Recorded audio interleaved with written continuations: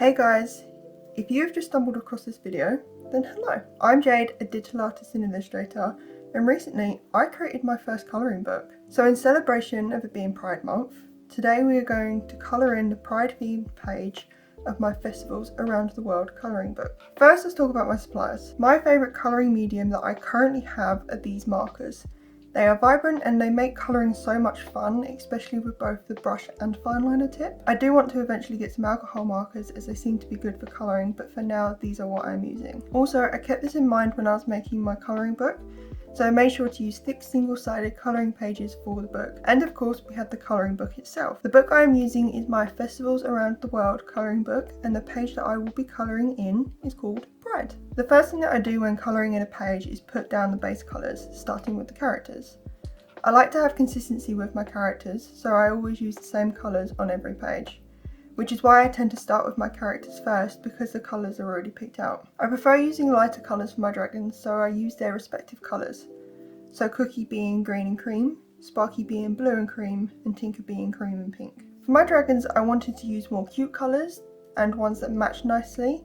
This way they looked more cohesive together, which is why I included cream in all of their designs. I also wanted them to have just one colour each with the cream, as I felt if I did more than one, it wouldn't look as nice and be a bit too much. With Tinker, I wanted her to look a little bit different than Sparky and Cookie as well, so I decided to switch her pink colour and the cream around so her body was cream with pink accents, which not only makes her design different, but makes her recognisable between the three dragons. I did originally think of having all of my dragons as white instead of cream, but I don't particularly like leaving areas that are white when I'm colouring, mainly because I feel like it's too bright and just not my preference at all.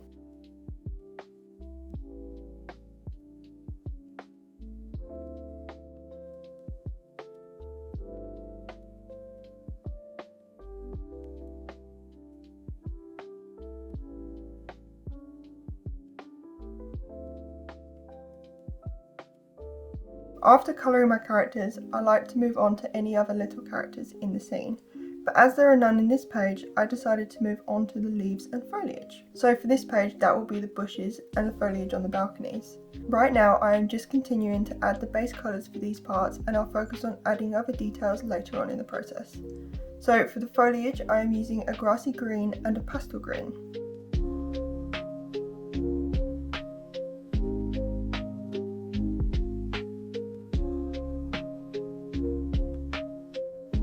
So what is Pride Month? Pride Month is a month-long celebration of LGBTQ pride, honouring their history, achievements and challenges.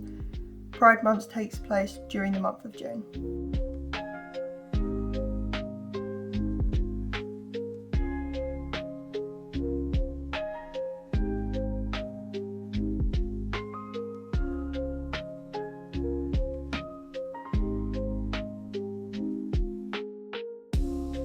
The next area that I'm going to focus on is the balconies behind the dragons.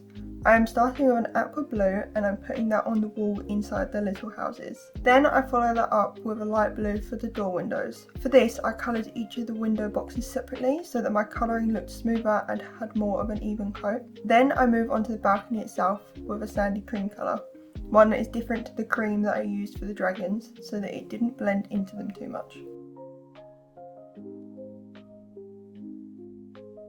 Moving on to the bricks around the balcony, I wanted to use more of a yellow sandy brick colour rather than a reddish brown or grey that you typically see with bricks. This was the closest that I could find in my pen colours, so I went with this nice yellow, which you will see later on in the process complements the colour of the actual wall nicely.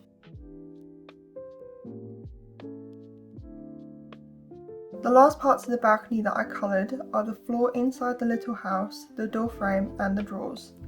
For the floor I used a light brown so that it complements the aqua wall, and for the door frame I used a light almost pastel yellow. Then for the drawers I used a nice light orange. Moving on to the main part of this colouring page, we have the pride flags, which I chose to colour the big one in the middle as the rainbow pride flag, the top left one as the transgender flag and the top right one as the bisexual flag. I am starting with the rainbow flag and just slowly making my way across each section, starting with red at the top all the way down to purple at the bottom. I again wanted to use soft light colours for the flags so that they blended in nicely with the page. So that is why I'm using a lighter pink, purple and blue for the bisexual flag. When I was drawing this page, I wanted the flags to be interchangeable so you can choose what flag you want them to be. That fits with the shape, of course.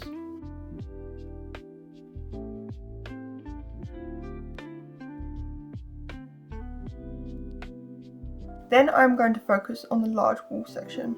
Firstly, I am just colouring in all of the little bricks across the page using the same yellow colour that I used for the bricks on the balcony, the ones that are framing the doors.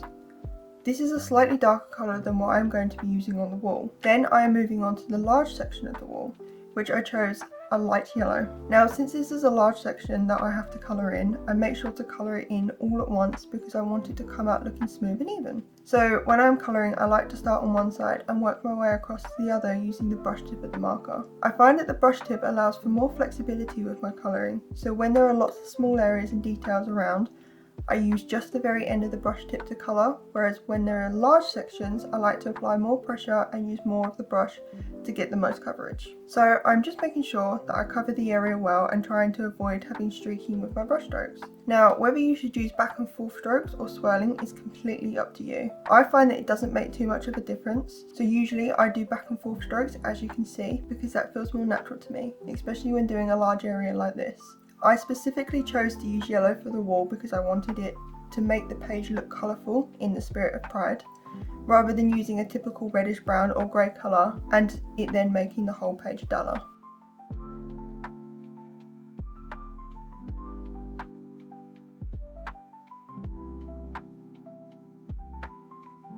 So now on to adding detail and shadows. I started off with adding shadow to my characters, which to do this I had to determine where my light source was coming from. If there is no clear light source, I usually just pick a direction from which an imaginary one would be in.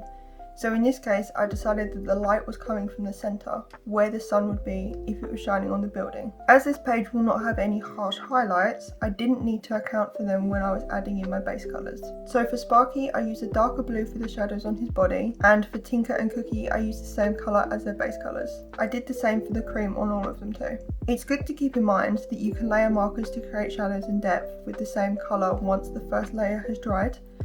And this is a big reason why I like using markers to colour with. I do want to eventually get some alcohol markers, which are a lot nicer for layering, but these will do for now.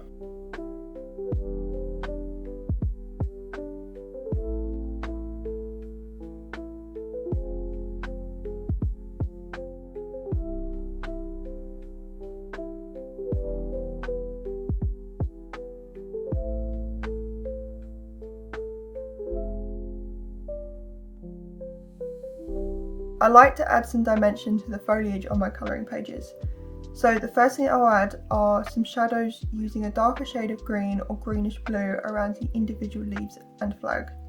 I do this by outlining the sides of the objects on the opposite side of where the light source is coming from. Then for the bushes, I do something a little bit different. I use a darker shade of green or greenish blue, the same as the foliage, and use a stippling technique, which is basically adding a bunch of dots to an area. There isn't really any rhyme or reason to where the dots go, I just tried to make them look a bit more natural and less uniform. Stippling is a simple way to replicate the look of multiple leaves, as it's harder to draw them all individually. So now moving back to the balcony to add all of the shadows. I mostly used the same colours as the base colours for each of the balcony sections. This was so that it was a lot easier to add their shadows while being able to create a nice light palette.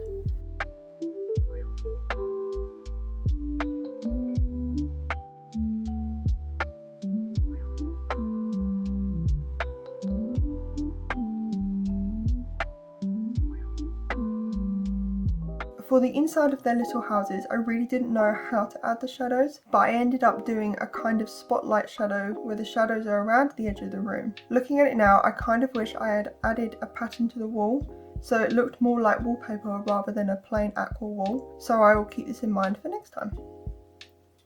We are nearly at the end, and with almost all of the areas coloured and shadows added, the final part to add shadows to is the big wall in the background. So for this section, I used the same yellow that I used for the bricks originally, to then create the shadows on the bricks and on the wall itself. So again, for the wall I am just outlining the objects that would cast a shadow onto the wall. This being the dragons, the balcony, the flags, the foliage, and even the little bricks.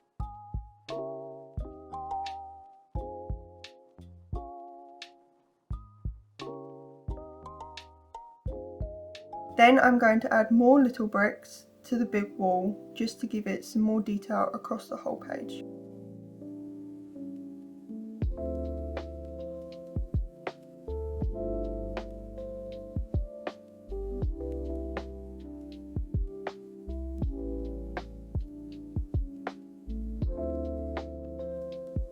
If you made it this far and would like to colour this page yourself, head over to my Etsy to grab either the physical colouring book that includes 18 different colouring pages, including the one that you're seeing today, or the digital bundle which includes 4 different pages from the physical book.